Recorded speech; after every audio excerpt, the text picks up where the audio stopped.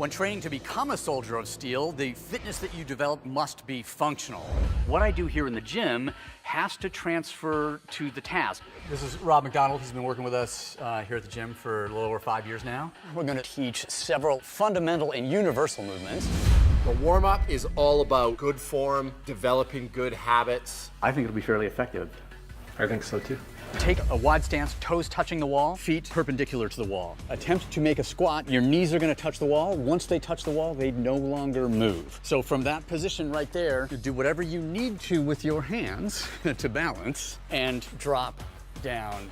I wanna pause here, figure out how I can pull myself deeper without losing control. Like you start wide, but as narrow as you can go with maintaining that full range of motion, that's what you want to do. And so eventually you graduate to a normal athletic stance. So just try and drive your chest into the wall so that enforces the arch in the back, which is basically the way that you protect your spine when you're doing squats, when you're deadlifting. Make sure with this, your weight's on your heels, your chest is proud and upright, feet shoulder width apart, and you really work on getting that tailbone back to the wall.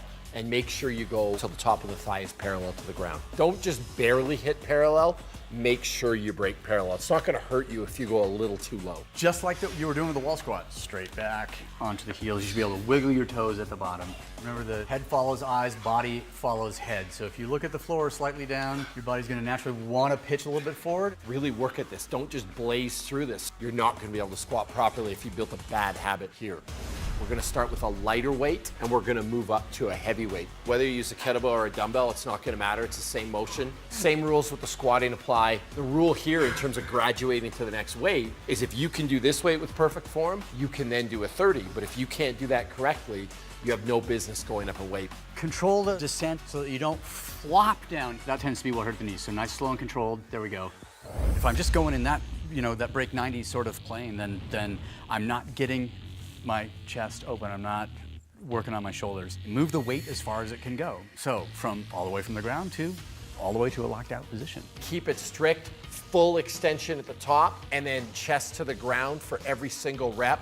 Also try to maintain a tight plank throughout. I don't want to see those hips sag. Be strict about that chest hitting the ground every single rep. I don't want to say that Brittany has the best push-up here, but I might have to.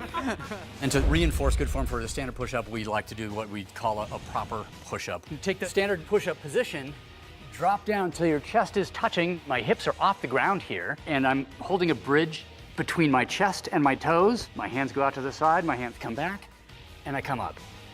Boom, boom.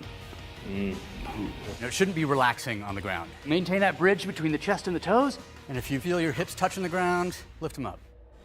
So the man maker, start from the standing position, put the dumbbells on the floor, kick out, do a push-up, row once, row twice, come back forwards, clean to the shoulders, press overhead, back to start. And that is one man maker, yes. Keep a tight plank when you row. To do this, you may have to widen your feet a little bit. We'll start with a greater number of reps, like 10 reps at 15 pounds, then 8 reps at 20, 6 at 25. And then we'll get down to 2 sets of 2 with 40 or 50-pound dumbbells. Make sure that chest touches the ground.